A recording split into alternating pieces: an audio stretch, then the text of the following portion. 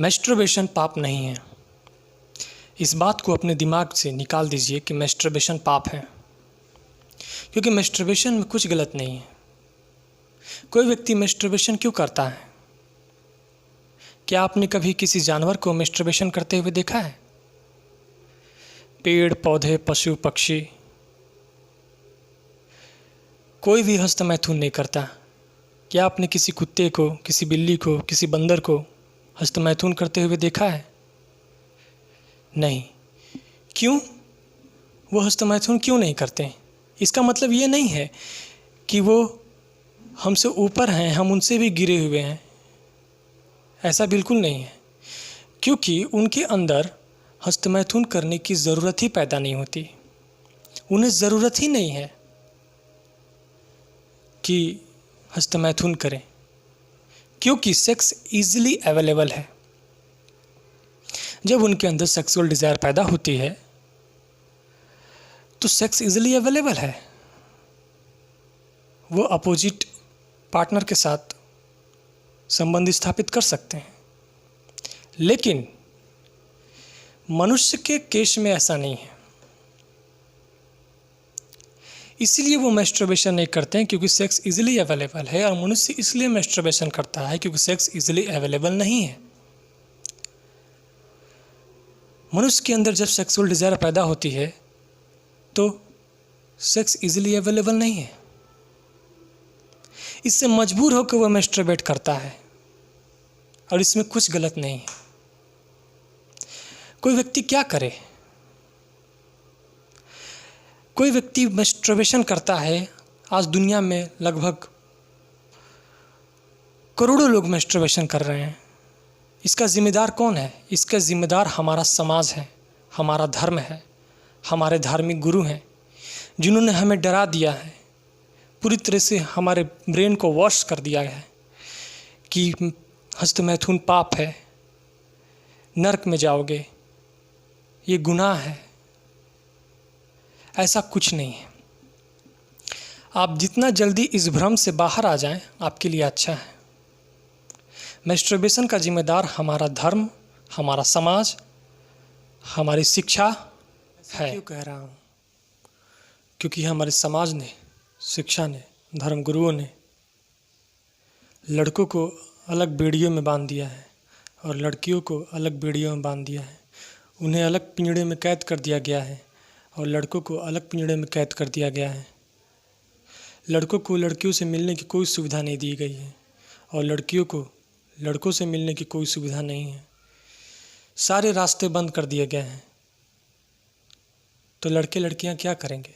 Masturbation नहीं करेंगे, porn videos नहीं देखेंगे तो क्या करेंगे? आप बताइए। जब सारे रास्ते बंद कर दिए जाते हैं, जो कि सही रास्ता है, जब आप उस रास्ते को बंद कर देते हैं जो कि नेचुरल रास्ता है, तो लोग अननेचुरल रास्ते की खोज में निकल पड़ते हैं। और इसी का परिणाम है कि आज का यूथ मैस्टरबेशन कर रहा है, पॉर्न वीडियोज़ देख रहा है। लड़के लड़के के ही साथ संबंध बना रहे हैं, लड़कियां लड़कियों के साथ संबंध बना रही हैं। ये सब क्या हो गया है? ये सब विकृति पैदा हो गई है। और इसका जिम्मेदार कौन है? इसका जिम्मेदार हमारा समाज है, परिवार है, धर्म है, शास्त्र है, शिक्षा है, जिन्होंने, धर्म गुरुओं ने हमें इतना डराया है, हमारे समाज ने हमें इतना डराया है कि ये सब पाप है, घोर पाप है, नरक में गिरोगे। कुछ नहीं है ये। अगर ये पाप होता, तो अगर सेक्स पाप है तो फिर सेक्स को देने वाला महापापी हुआ, फिर सबसे बड़ा पापी तो ईश्वर हुआ। फिर उसने हमें सेक्स करने की क्षमता दी ही क्यों है? न देता, नपुंसक पैदा करता, क्यों दी है? नहीं, ये पाप नहीं है। अगर सेक्स पाप है तो वो देने वाला महापापी है। तो मैं इसलिए आपको यह बता रहा हूँ कि ईश्वर की नज़र में, नेचुरल यूनिवर्स की दृष्टि से, जो सेक्स है एक नेचुरल है। और यूनिवर्स चाहता है कि आपसे अधिक लोग पैदा हों, ताकि जो आबादी हो वो इंक्रीज़ हो, जिससे संसार का संतुलन बना रहे।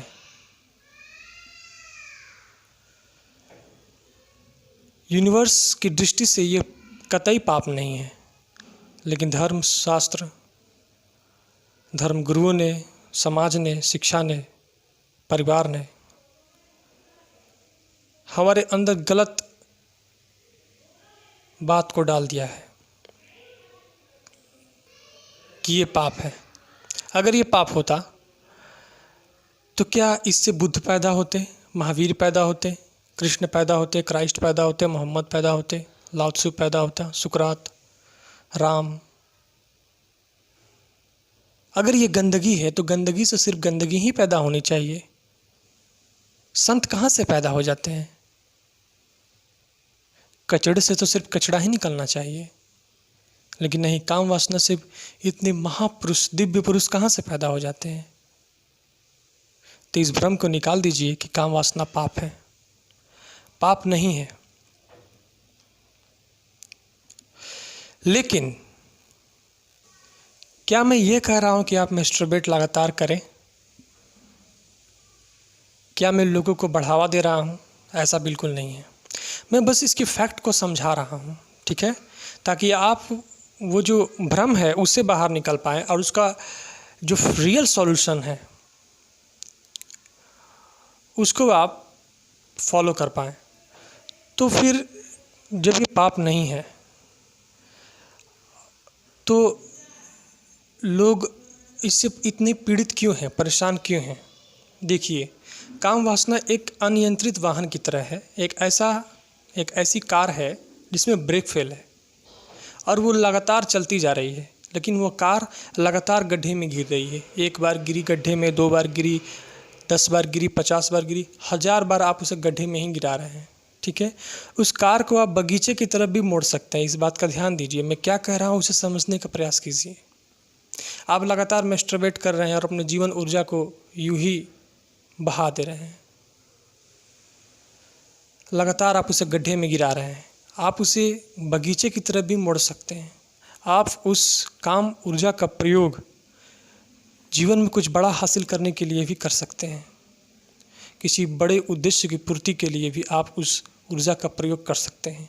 मान लेते हैं अगर किसी व्यक्ति का यह दृढ़ संकल्प है कि मुझे दुनिया का सबसे अमीर आदमी बनना है या फिर मुझे एक बहुत बड़ा अधिकारी बनना है, और वह उसके अंदर इतनी बर्निंग डिज़ायर है, वो यूं ही नहीं बोल रहा है, उसके अंदर तड़प है, तो उस समस्त ऊर्जा, काम की समस्त ऊर्जा उस उद्देश्य की पूर्ति करने में लग जाती है, ठीक है। फिर व्यक्ति लगातार पढ़ाई करने लगता है, फिर काम वासना उसकी धीरे धीरे कम हो जाती है। क्यों? क्योंकि समस्त ऊर्जा अब दूसरी डायरेक्शन में जा रही है। गड्ढे में गिरने के बजाय वो उससे कुछ सृजन हो रहा है, विनाश के बजाय कुछ सृजन हो रहा है, ठीक है।